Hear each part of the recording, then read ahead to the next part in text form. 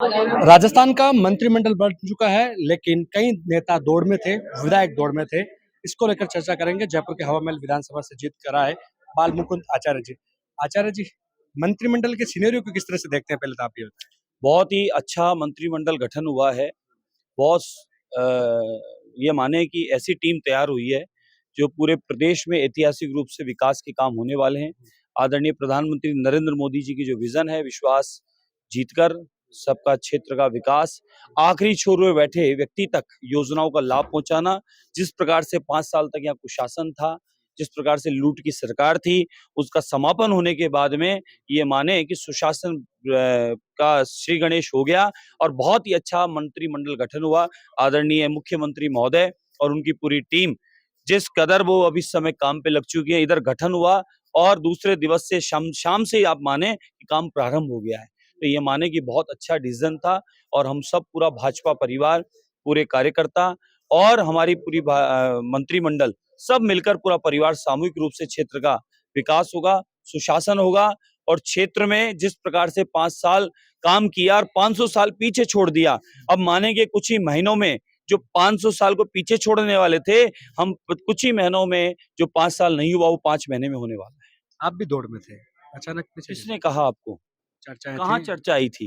कि बाबा इस कौन सी तरह से किताब में छपी थी ये बात? बाबा इस तरह आपने से अपनी तरफ से सक्रियता। चर्चा रख दी और आपने ही सवाल किया, जवाब भी आप ही को देना पड़ेगा कि आपने चर्चा की।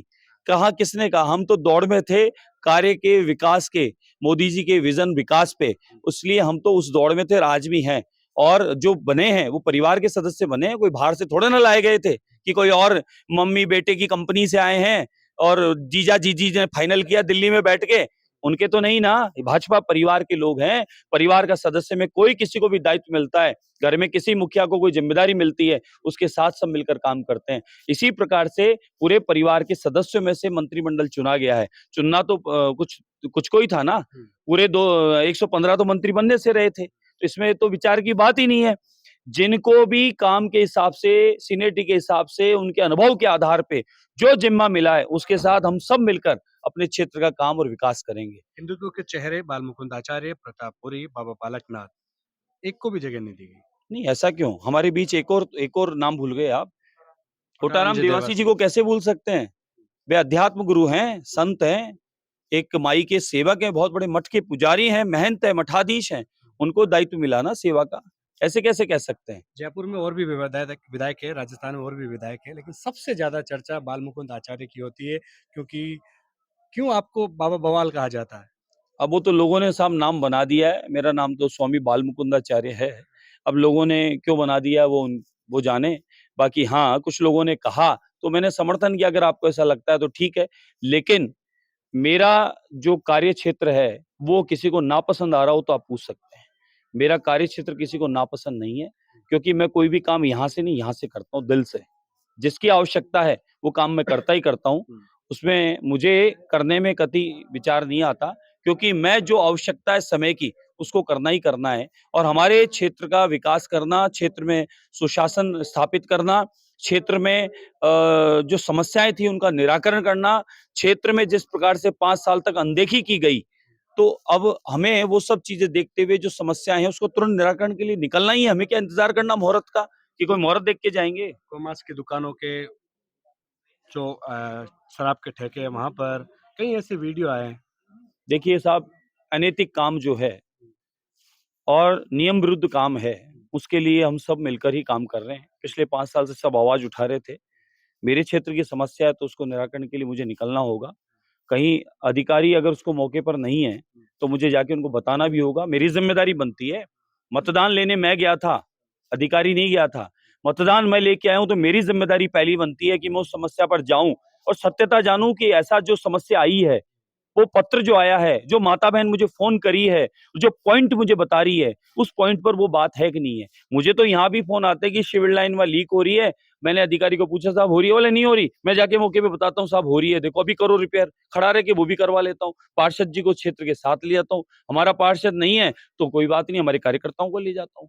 तो मेरा तो स्वभाव है साहब, जो समस्या है, जो काम है, उसका तुरंत प्रभाव से निराकरण करना और कराना, उसकी ज़िम्मेदारी मैंने ली थी। मैंने वचन दिया था, मेरे क्षेत्र के 2.5 लाख मतदाताओं को, तो उसकी जिम्मेदारी मेरी है, इसलिए मैं स्वयं आगे होकर उस काम को करता हूँ। चुनाव से पहले पुलिस कर्मियों से आपकी बहस हुई थी, उसके बाद चुनाव जीत गए आप और अब पुलिस कर्मियों से तीखी नोक-झोंक का वीडियो वायरल हुआ है, बॉर्डर पर भेज देंगे। वो मैंने उनको ये निवेदन जरूर किया है, आप मेरी बात को अन्यथा नहीं लें। मेरा कहने का तात्पर्य ये था, जिस प्रकार से एक फौजी बॉर्डर पर तैनात खड़ा रहता है, आंधी, तूफान, बारिश, कैसी-कैसी परिस्थिति में वो फौजी वहां हमारी सुरक्षा में उपस्थित रहता है। छुट्टी भी कैंसिल हो जाती है फौजी की। इसी प्रकार से यहाँ के फौजी सुरक्षा कर्मी, यहाँ की सुरक्षा जो है हमारी पुलिस प्रशासन है। वो मौके पर अगर कोई समस्या आई है तो उसे तुरंत उपस्थित होना पड़ेगा, निराकरण करवाना पड़ेगा। टूरिस्ट आया हुआ है, टूरिस्ट फ़ोन कर रहा है, रोक के कह रहा है टूरिस्ट कि साहब आप यहाँ से क्षेत्र से विधायक हैं, आप देख लीजिए कितने घंटे हम जाम में फँसे हैं। हम चल के यहाँ घूमने आए लेकिन जाम लगा है। हमने देखा जाम का क्या कारण है? जाम का कारण है रोड रोक कर लोग बाज़ार लगा रहे हैं, रोक रोक कर दुकान लगा रहे हैं और वहीं पर पका रहे हैं, वहीं बेच रहे हैं, वहीं तो जिस प्रकार का बिना नियम के काम हो रहा है तो हम तो जाके बताएँगे और उसको ठीक भी कराएँगे। अधिकारी को चेताएँगे क्योंकि 5 साल से अधिकारी सोए थे, तो उन्हें जगाने के लिए हमें तो उनको जाना पड़ेगा साहब। आपकी सरकार, आप वहाँ के जनप्रतिनिधि फिर भी 100 बार कहने पर बात नहीं मान रहे आप। साहब अब धीरे-धीरे चेंज होगा, बहुत दिनों से जमा था, तो ये जमा जो था तो इसको निकलने में थोड़ा टाइम लगेगा, लेकिन ये माने जो काम 5 साल में नहीं हुआ वो काम 5 दिन में हो गया। बाबा का बवाल जारी रहेगा। अब आप बवाल बोलें इसे कि बाबा बोलें या बाल मुकुंद आचार्य बोलें, सोशल मीडिया पर तो आप ऐसे हिट हो रहे हो। अरे साहब वो तो वो लोगों का स्नेह प्रेम है, वो किस से करते हैं। ऐसे तो कोई भाई का फ़ोन आया था पाकिस्तान से भी, वो कह रहे थे कि आप अच्छा कर रहे हो और बोलो आप। मतलब आप अभी जैसा कह रहे थे कि पाकिस्तान के हाँ, मंदिरों में अरे साहब राम जी तो सबके राजा हैं, पूरी दुनिया के राजा हैं राम जी तो राम जी का उत्सव तो सबको मनाना ही पड़ेगा। राम जी ने तो सबको गले लगाया है।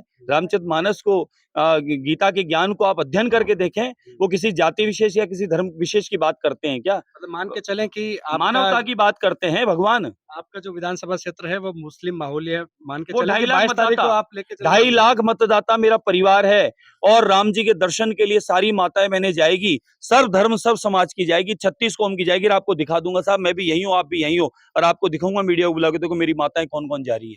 मैं आपको अभी कह रहा हूँ यहीं से। क्या बात कर रहे हैं? ये थे बाबा बाल मुकुंद आचार्य, जयपुर की हवामहल विधानसभा क्षेत्र से विधायक, जो कि सोशल मीडिया पर काफी सुर्खियों में रहते हैं। कई ऐसे वीडियो बवाली बाबा के नाम से ये जाने जाते हैं। हालांकि मंत्रिमंडल में इनकी चर्चाएं थी, लेकिन जगह नहीं मिली। इनके अलावा 3 और भी थे, उनको भी जगह नहीं मिली। ऐसे में अब जब मंत्रिमंडल बन चुका है, तो बाबा की क्या रूप रहेगा? क्योंकि बाबा तो यही कह रहे हैं कि ऐसा ही उनका जो दिनचर्या है, ऐसा ही उनका जो बवाल है, वो जारी रहेगा। खास तौर पर पाकिस्तान के मंदिरों का जिक्र करें कि वहाँ पर भी भगवान जय श्री राम का नारा लगेगा। अयोध्या में 22 तारीख को भगवान श्री राम मंदिर का अनावरण होना है, शुभारंभ होना है। ऐसे में ये बोल रहे हैं कि उनके विधानसभा क्षेत्र जो कि ये मुस्लिम बाहुल्य से आते हैं, वहाँ के सभी समाज के लोग यानी कि मुस्लिम लोग भी अयोध्या चलेंगे। कैमरा सहयोगी मनोज के साथ विशाल शर्मा, जयपुर, राजस्थान तक।